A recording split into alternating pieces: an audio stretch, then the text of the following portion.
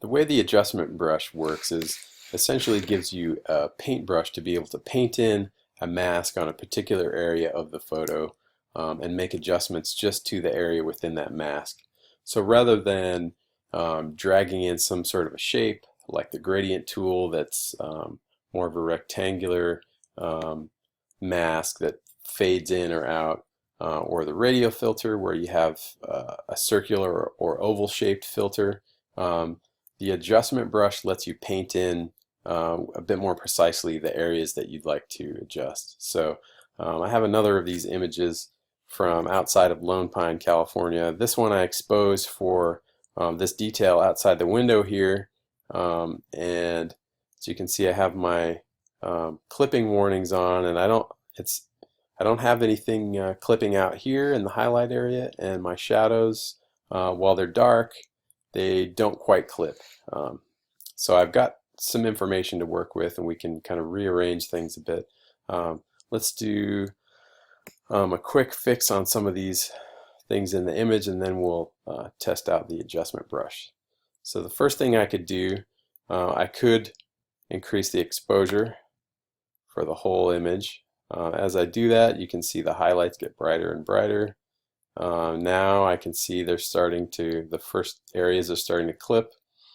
And then when I adjust the rest of the image to where it's about as bright as it looked to my eye, then this is really getting pretty harsh. That's one way we could do it. We could also try just opening up the shadows. You can see there's some areas in here where we've got a little bit of clipping in the very darkest areas. Let's take our blacks up. Now the clipping warning is off. We can see in here a little bit more. It looks a little bit soft as far as contrast goes, so we may have to address that. Let's keep bringing this up. Bring that up. We can see into it. Let's just increase exposure a little bit. And just to get a little contrast back in, we can take this back down.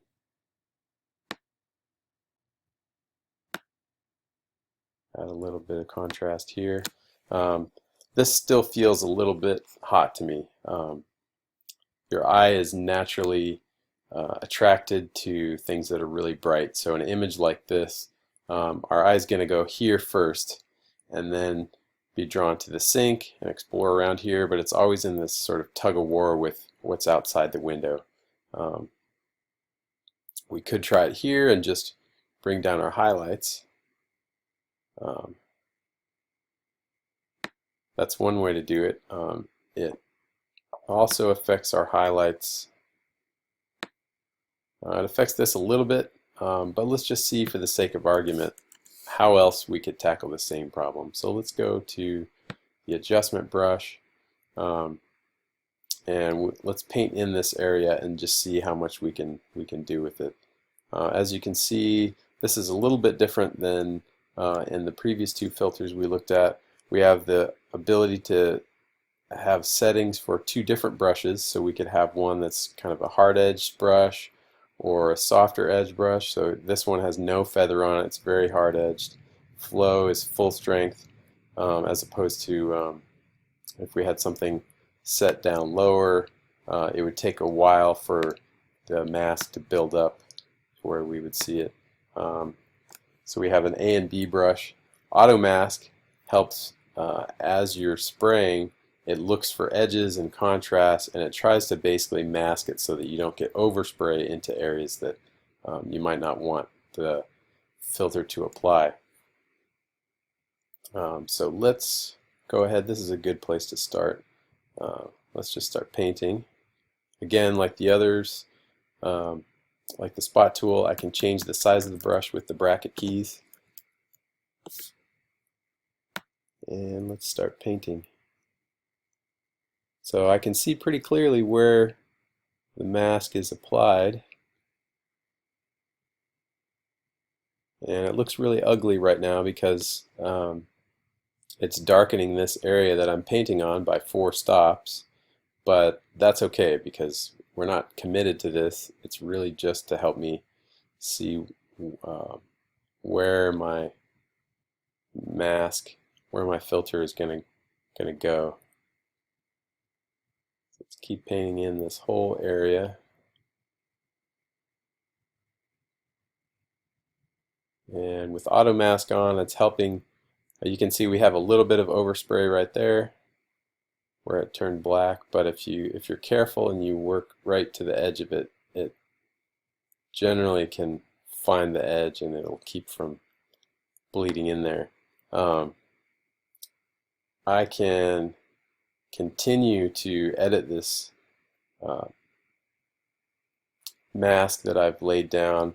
You can see now after we stop painting, then we have this new and edit option. If I wanted to create another mask somewhere else, I could do it over here if I clicked new and started, but right now I'd like to continue tweaking this mask that we just sprayed in. So let's click erase, and now when I spray here, it's going to take away, so we can refine this. That area that we just accidentally oversprayed, we can take that out. Now it should be just in here where we'd like it to be. So if we go to this point here and hover over it, we can see this sort of reddish pink area that is highlighted, and that shows us where this is going to be applied. So that looks pretty good. Now let's take this and do something a little bit more reasonable with it. I've zeroed it out. Let's take our highlights and drag it down. And we could take exposure and bring all of it down just a little bit.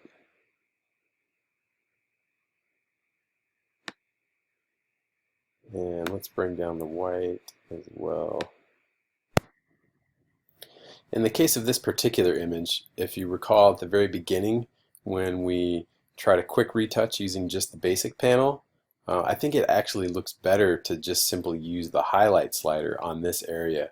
But if we had an image that needed any of these other tools, let's say these clarity, dehaze, saturation, sharpness, if we needed to do any of those, or maybe white balance, and have it affect just one localized area, the adjustment brush would do a better job of that. That's when it would be preferable to just paint in a mask. We could change this. Whereas some of these tools are also available to us out here, and they may actually be the better way to tackle it. But let's say if we did want to treat something in here, sharpness, if we wanted to use one level of sharpening out here and another inside, or something with clarity or saturation, then the best way to do it would be with an adjustment brush rather than trying to tackle it here. So we're getting even more localized than what we're capable of doing with these. I'll just show you really quickly. We could change the white balance out here, make that extra warm. We could do something different with the clarity. That really washes it out when you bring that too far down. We could have that area outside the window more saturated, less saturated. So you get the idea. We have a lot of options available to us here. One more example of how the adjustment brush works. Let's use this image here. We've got this child whose face is mostly shaded, but these rocks back here that are pretty hot, they're definitely overexposed.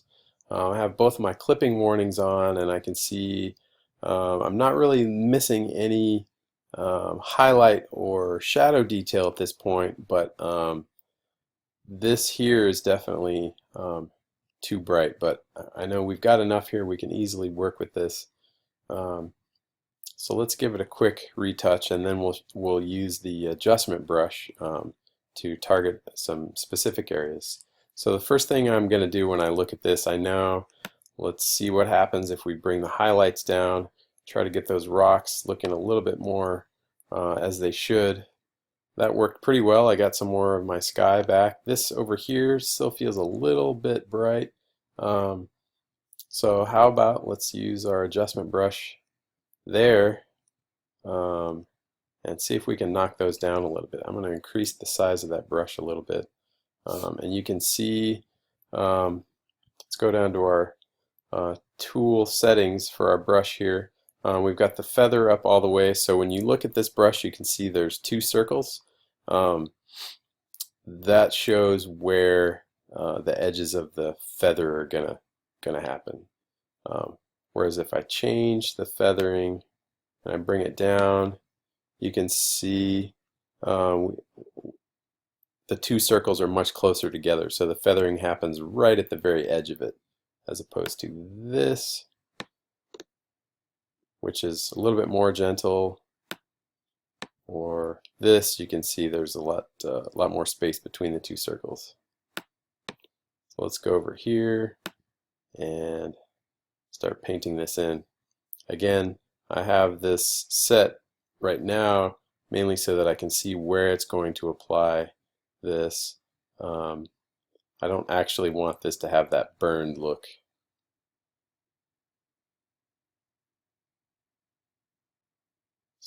So far we've done pretty good at not having any overspray.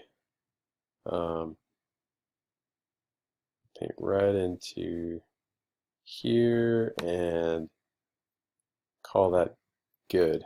Let's scroll back here. We don't want that extreme of an adjustment, and I don't want to push the highlights up because they're already too bright. Let's see what happens if we just adjust the highlights here and knock down the exposure just a little bit. I don't want it to look gray, so I think that is about as far as we would want to take it. We just don't want that to be so bright that it pulls our eye over there. We could even, if you recall the other filters, we could even use these together in conjunction with each other. This area here we could cover with a graduated filter. Let's pull it over here and do something a bit more subtle. Let's take our same, turn the highlights down all the way and bring the exposure down just a bit. It should still feel somewhat bright because these are light in color and there was full sunlight hitting them. But now we've toned these down quite a bit. Our sky looks pretty good. Let's go ahead and take the adjustment brush again. So you can see new is highlighted. We're going to create a new mask. Let's paint into her face here and see if we can bring this up a little bit. And I'd also like to maybe play with changing the white balance of her face here. But before I do that, let's change the white balance here. And we can warm this up quite a bit. Now, when I paint my new brush in here, we're going to be cooling that off so her skin tone doesn't look too warm.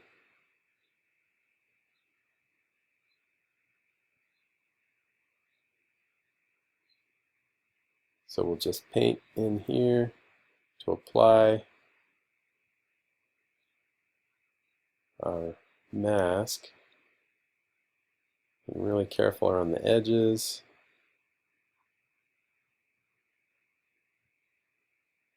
And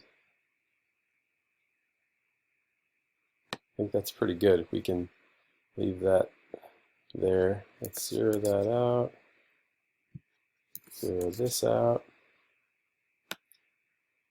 Adjust the color temperature, and now we have something that's just a little bit cooler than the surrounding areas. And let's open up those shadows there on her face, and she's in the shade. We want to just be careful that the presence of a mask or filter isn't too apparent. And that looks pretty good. There would be easier ways to solve those same problems, but that's one way that you could do it.